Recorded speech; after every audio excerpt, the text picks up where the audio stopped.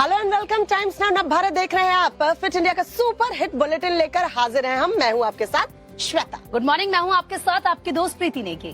तो चलिए, 1 घंटे का ये बुलेटिन है जिसमें हम आपको तमाम वो खबरें दिखाते हैं जो आपके लिए जाना बेहद ही जरूरी है। साथ ही साथ प्रीति ये मैसेज भी देते हैं कि देखिए संडे का दिन है, लेकिन आप संडे के दिन भी थोड़ी एक्सरसाइज जरूर कीजिए। खुद को फिट रखना बेहद ही जरूरी है। क्यों प्रीति? बिल्कुल, और देखिए इसीलिए आपको अगले 1 घंटे हमारे साथ बने रहना है, क्योंकि इस बुलेटिन में खबरें होंगी एकदम अलग अंदाज में।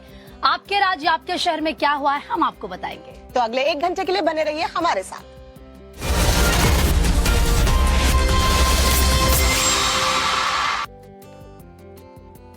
और देखिए सबसे पहले बात हिमाचल प्रदेश की करेंगे, क्योंकि हिमाचल प्रदेश में भारी बारिश ने तबाही मचाई है। जी हाँ, कुदरत के प्रकोप की वजह से बड़े पैमाने पर जान माल का नुकसान हुआ है। और राजधानी शिमला की अगर बात करें तो यहाँ पर ज्यादा ही हालात खराब नजर आ रहे हैं, क्योंकि सड़कों पर बड़ी बड़ी दरारें जो है वो देखने को मिल रही है। कई जगह तो सड़कें पूरी तरह से बंद हैं और इस वजह से एक इलाके का दूसरे इलाके से संपर्क जो है वो पूरी तरह से टूट चुका है। रिपोर्ट दिखाते हैं, देखिए जरा।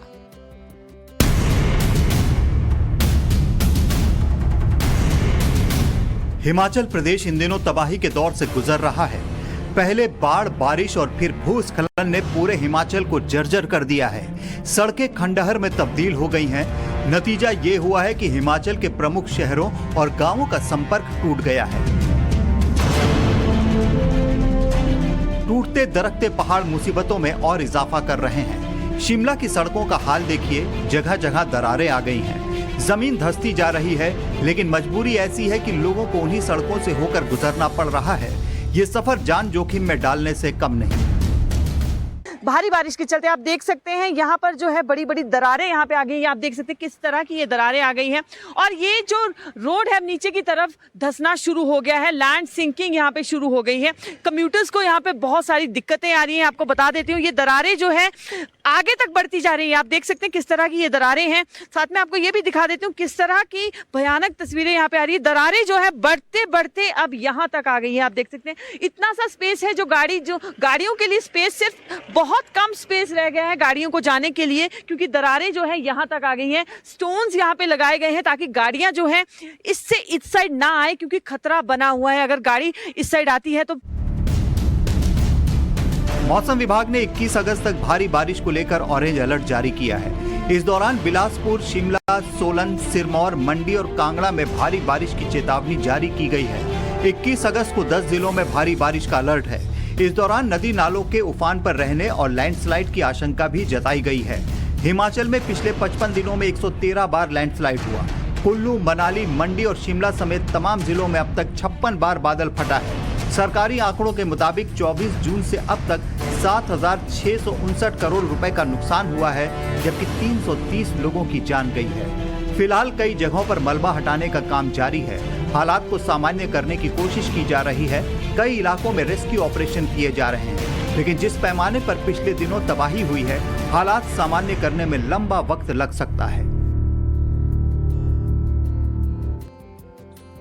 हिमाचल में भीषण तबाही के बाद अब मलबा हटाने का काम जारी है। यहाँ पर रेस्क्यू ऑपरेशन लगातार चल रहा है। कई ऐसी जगह हैं जहाँ ट्रक ड्राइवर कई दिनों से फंसे हुए हैं। सड़कों का नामो निशान तक नहीं बचा है। सैलाब के साथ आए बड़े बड़े पत्थर जमा हो चुके हैं। ऐसे में प्रशासन को स्थिति को सामान्य करने में काफी लंबा वक्त लग जाएगा।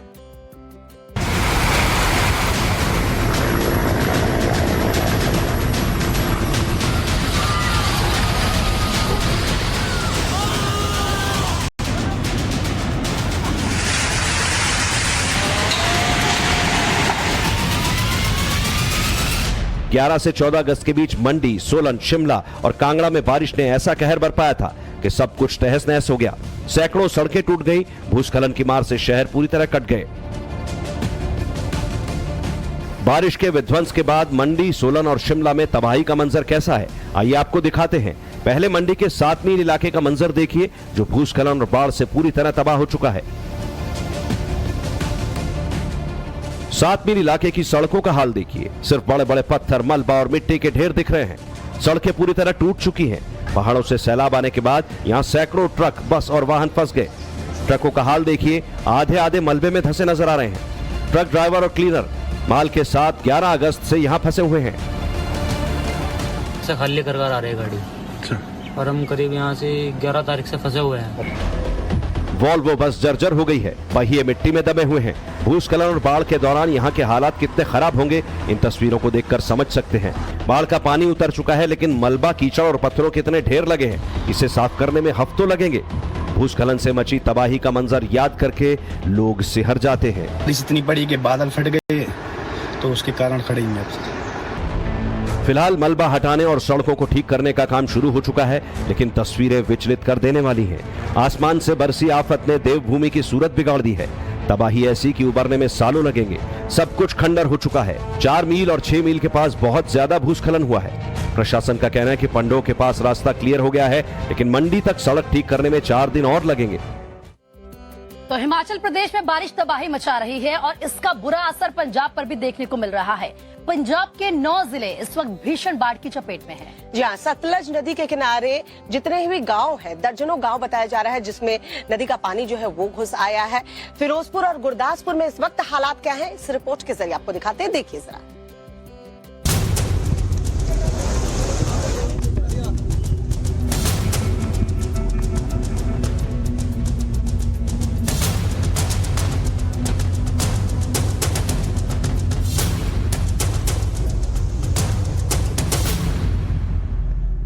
पंजाब के कई जिले इन दिनों बाढ़ की चपेट में हैं।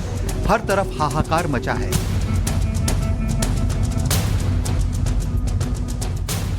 फिरोजपुर, होशियारपुर, गुरदासपुर, जालंधर, मोगा, रूपनगर, तरन-तारन, नवाशहर और कपूरथला जल प्रलय का सामना कर रहे हैं।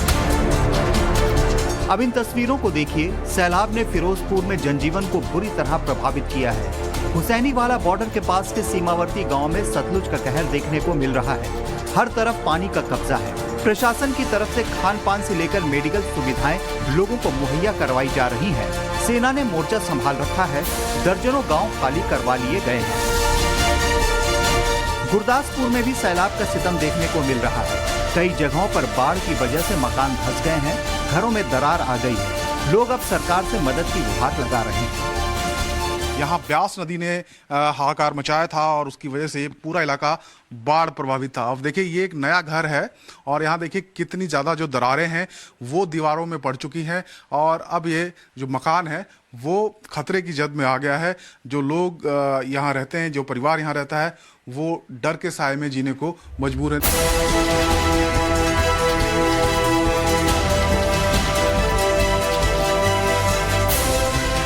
गुरदासपुर में सैलाब की विनाश लीला जारी है। यहाँ ग्रामीणों ने खुद ही टूटी सड़कों और बांधों को ठीक करने का बीड़ा उठाया है। मुकेरिया रोड पर लोग ट्रैक्टर ट्रॉली से मिट्टी बालू लाकर भर रहे हैं ताकि कुछ राहत मिल सके।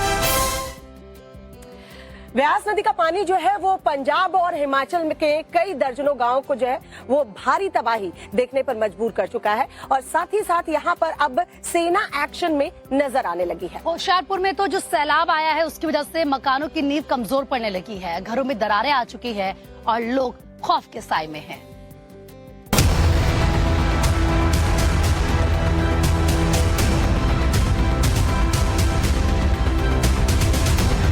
होशियारपुर जिले के मुकेरिया में सैलाब का कहर देखने को मिल रहा है। यहाँ ब्यास नदी के पानी ने गांव में तबाही मचा रखी है।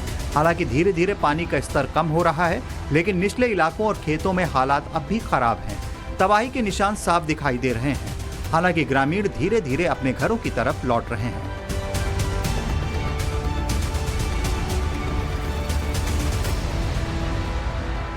होशियारपुर जिले के टांडा और मुकेरिया में सबसे ज्यादा तबाही मची है। टांडा की तस्वीर देखिए, दूर दूर तक पानी ही नजर आ रहा है।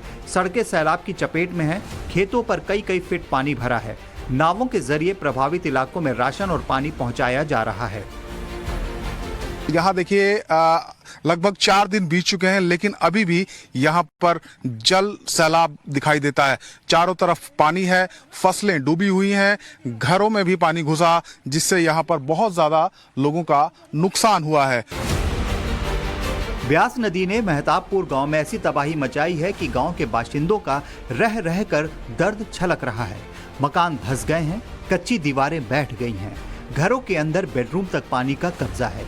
सारा सामान बर्बाद हो गया है। राहत के नाम पर प्रशासन सिर्फ आश्वासन ही दे रहा है। थोड़ी बहुत ही जो अपनी संस्था वगैरह गांव के लड़के वगैरह वो लेके आ रहे हैं सब कुछ, पानी पूनी वगैरह सब कुछ, लेकिन प्रशासन की तरफ से कोई मदद नहीं मिली अभी तक।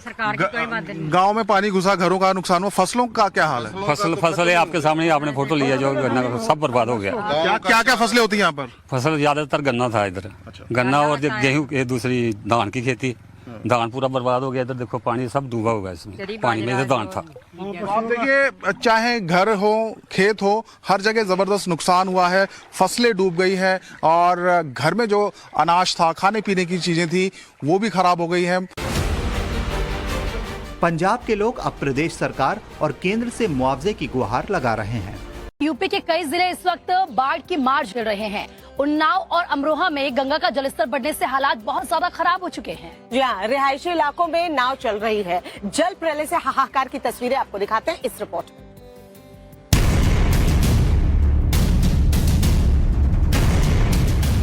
पहाड़ से लेकर मैदान तक आसमानी आफत का दौर जारी है। कई राज्यों में नदियां उफान पर हैं और पानी रिहायशी इलाकों तक मार कर रहा है। घर, गली, मोहल्ले, बाजार सब सैलाब का संकट झेलने को मजबूर हैं। इन तस्वीरों को देखिए, जहां तक नजर जा रही है पानी ही पानी नजर आ रहा है। उन्नाव में गंगा का पानी रौद्र रूप दिखा रहा है। घर के घर पानी में डूबे हुए हैं। हालात इस कदर बिगड़े हैं कि गली मोहल्ले की सड़कों पर नाव चलानी पड़ रही है। अब इस तस्वीर को देखिए, बच्चों को स्कूल जाने के लिए जद्दोजहद करनी पड़ रही है। नाव ही अब सहारा है। वही है कि घर 2-2.5 हजार और नाव लगी हैं 10-12, सरकारी नाव 1-2 लगी हुई हैं, बाकी उन्होंने अपने स्तर से लगवा रखी हैं। तो जिस तरह से नाव वाले बेचारे हेल्प कर रहे हैं लोगों की। उत्तराखंड में बांध से पानी छोड़े जाने के बाद उन्नाव में गंगा का जल स्तर लगातार तेजी से बढ़ता जा रहा है।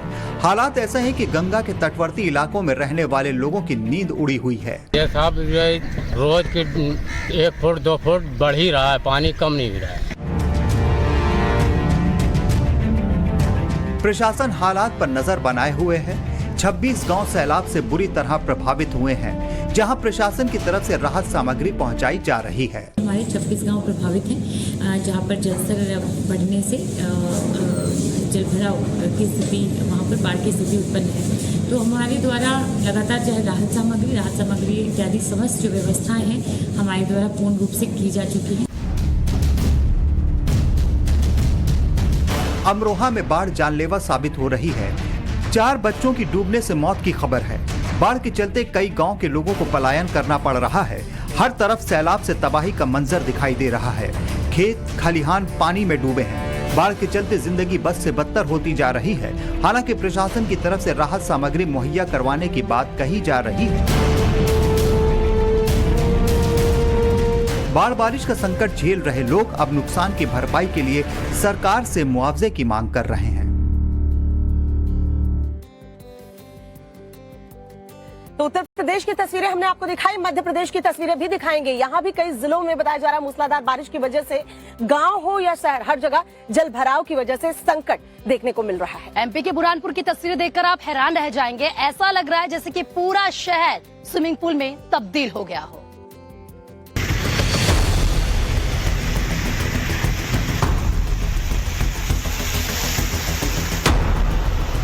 आधे हिंदुस्तान में कुदरत की विनाश लीला जारी है। कहीं पहाड़ दरक रहे हैं तो कहीं सैलाब तबाही मचा रहा है। कुदरत के कहर के आगे सब बेबस नजर आ रहे हैं। मध्य प्रदेश भी मानसूनी आफत का सामना कर रहा है। बुरहानपुर की इन तस्वीरों को देखिए। लगातार हो रही बारिश के चलते गली मोहल्ले स्विमिंग पूल में तब्दील हो गए हैं। जहां तक नजर जा रही है घुटनों तक पानी दिखाई दे रहा है। पूरे शहर में जल प्रलय जैसे हालात बने हुए हैं। मूसलाधार बारिश ने पूरे शहर को पानी पानी कर दिया है। सड़कों पर दरिया बह रहा है, घरों में पानी घुस गया है। बाजारों में जल भराव के चलते सन्नाटा पसरा है। यूनानी तिब्बत कॉलेज के पास पानी भरा होने के चलते करंट फैल गया, जिससे 2 भैंसों की मौत हो गई। वहीं प्रशासन ने ताप्ती नदी के किनारे रह रहे लोगों को सतर्क रहने को कहा है।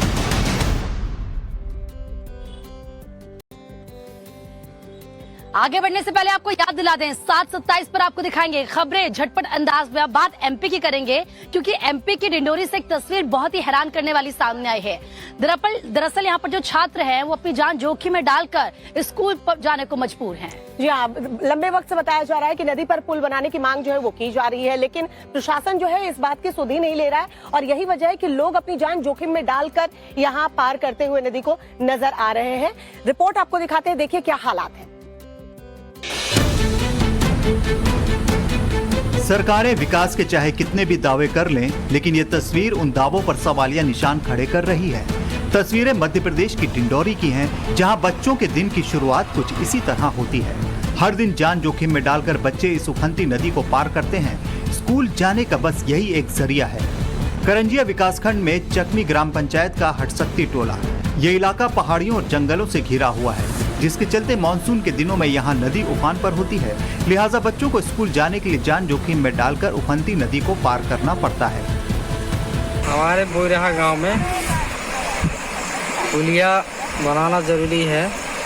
ये कौन सी नदी है, क्या समस्या है? ये सिवनी नदी है। हाँ। और यहाँ बच्चे लोग पढ़ने के लिए आते हैं तो पढ़ नहीं पा रहा है। गांव में अगर कोई बीमार हो जाए तो एम्बुलेंस का पहुंचना नामुमकिन है, क्योंकि नदी पर पुल नहीं है। लोगों का कहना है कि कई बार पुल की मांग उठाई गई है, लेकिन सरकार और प्रशासन कोई सुनवाई नहीं कर रहे। बच्चों की पढ़ाई के लिए छोटे बच्चे भी क्रॉस करते हैं सर बाढ़ में। अगर कोई आदमी वहाँ मर भी जाता है सर, तो उसको लाने ले जाने में बड़ी दिक्कत होती है।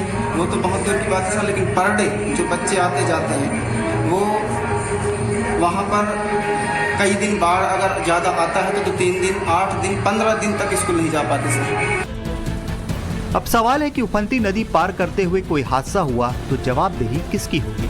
करने वाला मामला जो है वो सामने आया है। यहाँ एक सोसाइटी में एक महिला ने ऐसा काम किया जिसको देखकर आप भी चौंक जाएंगे। जी हाँ, महिला की पूरी हरकत वहाँ लगे सीसीटीवी कैमरे में कैद हो गई। क्या है पूरा मामला, इस रिपोर्ट में देखिए आप। जरा गौर से देखिए इस वीडियो को।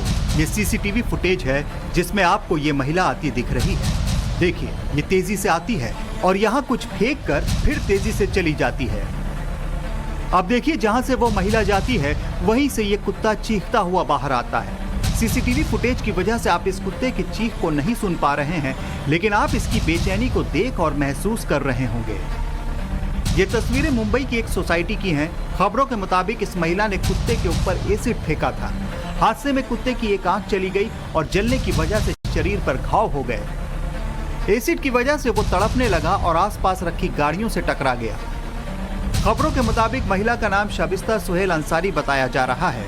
मुंबई पुलिस ने महिला के खिलाफ FIR दर्ज कर ली है। IPC 429 और prevention of cruelty to animal act के अंतर्गत गुना रजिस्ट्रेट पुलिस ने किया है और इसमें सीसीटीवी जब्त करने, पुलिस का डॉग का मेडिकल रिपोर्ट लेने, सब कार्रवाई करते हुए पुलिस इन्वेस्टिगेशन आगे कर रही है। दरअसल महिला ने एक बिल्ली पाल रखी है। आप देख सकते हैं कुत्ते पर तेजाब डालने के बाद ये दोबारा आती है और इसके पीछे ये बिल्ली नजर आ रही है। महिला का आरोप है कि कुत्ता उसकी बिल्ली पर भौंकता था और उसे बार बार परेशान करता था। इस वजह से वो नाराज थी। एक बार फिर से आपका स्वागत है। तो अतिक्रमण के खिलाफ उत्तराखंड सरकार का बुलडोजर एक्शन लगातार जारी है।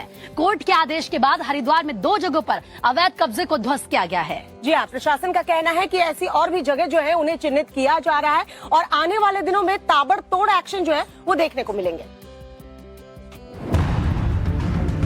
हरिद्वार में प्रशासन का ताबड़तोड़ एक्शन देखने को मिल रहा है। अवैध तरीके से बनाई गई धार्मिक इमारतों को बुलडोजर के जरिए गिराया जा रहा है। प्रशासन ने जमालपुर कला में प्राइमरी स्कूल के अंदर बनी अवैध मजार को ध्वस्त कर दिया। लॉ एंड ऑर्डर को देखते हुए पुलिस प्रशासन की टीमों को पहले ही तैनात कर दिया गया था। इसके बाद जगजीतपुर में मेन रोड के किनारे बनी एक मजार पर भी बुलडोजर एक्शन देखने को मिला। कार्रवाई से पहले ही दोनों ओर बैरिकेडिंग लगाकर रास्ते को बंद कर दिया गया था, ताकि कार्रवाई के दौरान किसी तरह की बाधा पैदा न हो। बहुत ही शांतिपूर्ण तरीके से सबको इसमें कॉन्फिडेंस में लेने के बाद ये कार्रवाई करी गई है, जो हमारी उपखंडीय समिति, जिला स्तरीय समिति के आदेश के उपरांत ही करा गया। माननीय न्यायालय के आदेश थे उसमें कि इन जनरल हर जगह से अतिक्रमण को विधिवत तरीके से हटाया जाए, किसी भी तरीके का अतिक्रमण। उसमें कोई भी हम लोग धार्मिक संरचना हो, चाहे किसी का घर हो, दुकान हो, ये वो, अगर वो हमारी सरकारी संपत्ति पे, स्पेशली अगर रोड वगैरह के किनारे है, जैसे कि ये वाले जो अतिक्रमण है रोड के मध्य है, तो यहाँ पे हमने जो विधिवत तरीका है उपखंडीय समिति, जिला स्तरीय समिति में डिस्कशन के बाद उसको हटा।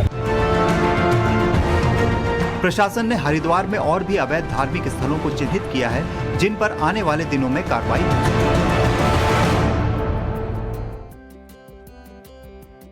और चलिए बात करते हैं दीपिका नाम की लड़की की, जिसकी कहानी भी कुछ कुछ अंजू जैसी है। अंजू अपने प्यार को पाने के लिए पाकिस्तान चली गई, वहीं राजस्थान के डूंगरपुर की रहने वाली दीपिका जो है वो कुवैत चली गई। अब दीपिका का एक वीडियो सामने आया है जिसमें वो अपना नाम नजीरा बता रही है। क्या है पूरा मामला, इस रिपोर्ट में देखिए।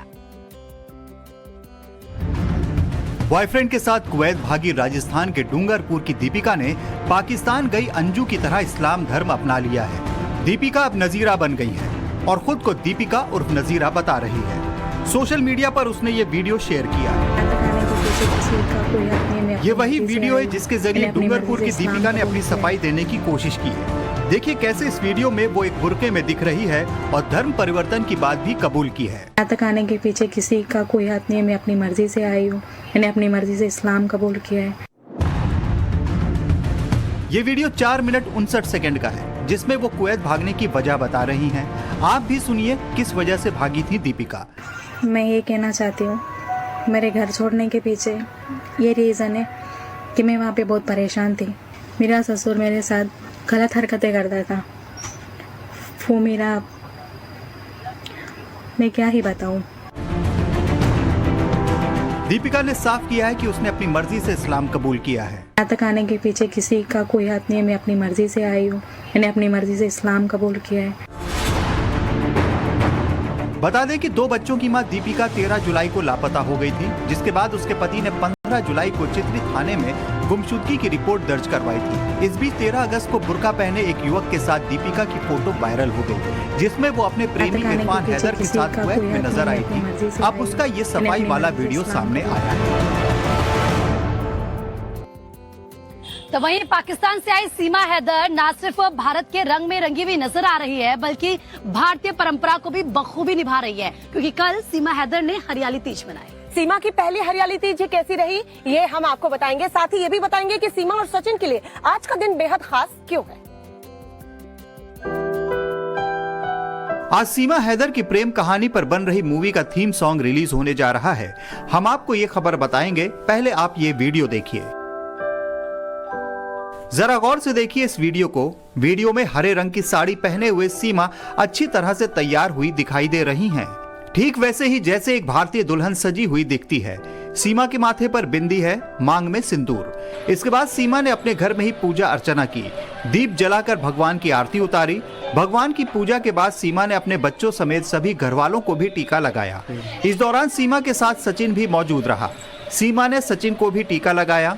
आप सुन सकते हैं कि पूरे वीडियो के दौरान हरे राम हरे कृष्णा का भजन बज रहा है।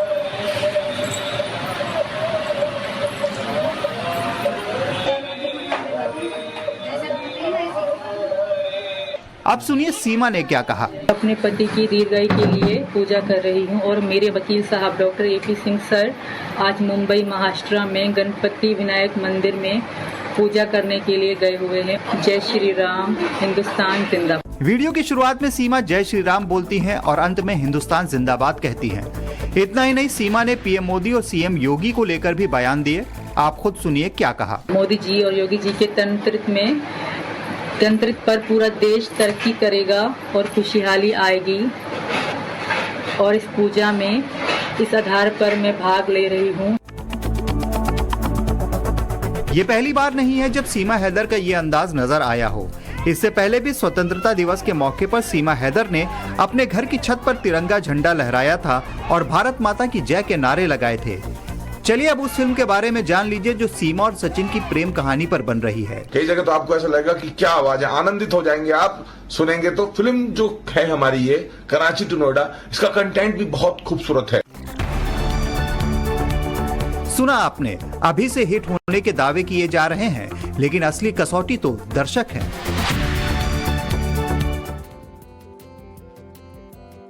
केंद्रीय मंत्री और अमेठी से सांसद स्मृति ईरानी ने कांग्रेस पर, खासकर राहुल गांधी पर तीखा हमला बोला है। जी हाँ, टाइम्स ऑफ भारत के editor in chief Navika Kumar से खास बातचीत में स्मृति ईरानी ने कांग्रेस और राहुल गांधी पर किस तरीके से अटैक किया, आपको दिखाते हैं। चुनावी युद्ध शुरू हो चुके हैं। 2023 के विधानसभा और उसके साथ अब 2024 के लोकसभा की तैयारियां भी शुरू हो गई हैं। नेताओं ने एक दूसरे पर जुबानी हमला शुरू कर दिया है।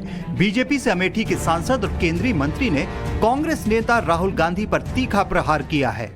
इतिहास गवाह है कि राहुल भगोड़े हैं, मैं नहीं। ये राहुल जी अपनी पार्टी के मालिक हैं, मैं अपनी पार्टी की कार्यकर्ता हूँ और कार्यकर्ता का नियम यह है कि जो उसका संगठन तय करे वही वो कार्यकर्ता करता है। स्मृति ईरानी ने पिछले लोकसभा चुनाव में अमेठी में राहुल को शिकस्त दी थी। माना जा रहा है कि एक बार फिर यहां दोनों आमने सामने हो सकते हैं। लेकिन टाइम्स नाउ नवभारत के editor in chief Navika Kumar से एक्सक्लूसिव बातचीत में स्मृति ईरानी ने कहा है कि कौन कहां से चुनाव लड़ेगा ये बीजेपी में पार्टी फैसला करती है। स्मृति ने तंज कसा कि राहुल गांधी अपने पार्टी के मालिक हैं, जबकि वो एक कार्यकर्ता हैं। राहुल जी अपनी पार्टी के मालिक हैं, मैं अपनी पार्टी की कार्यकर्ता हूँ और कार्यकर्ता का नियम यह है कि जो उसका संगठन तय करे वही वो कार्यकर्ता करता है। स्मृति ईरानी ने विपक्ष के गठबंधन इंडिया को भी सीधा चैलेंज दिया। कहा कि अगर विपक्षी गुट में दम है तो बता दे कि उनका पीएम कैंडिडेट कौन है। आज अगर दम है तो कह दे कि उनका प्राइम मिनिस्टरियल कैंडिडेट कौन है। वो तो अब इंडिया अलायंस बताएगी। मैं दोबारा कह रही हूँ, आज अगर दम होता तो डंके की चोट पर कह देते कि प्राइम मिनिस्टरियल कैंडिडेट कौन है। After all you are telling people to choose, what do I choose from? It can be a strategy. What strategy?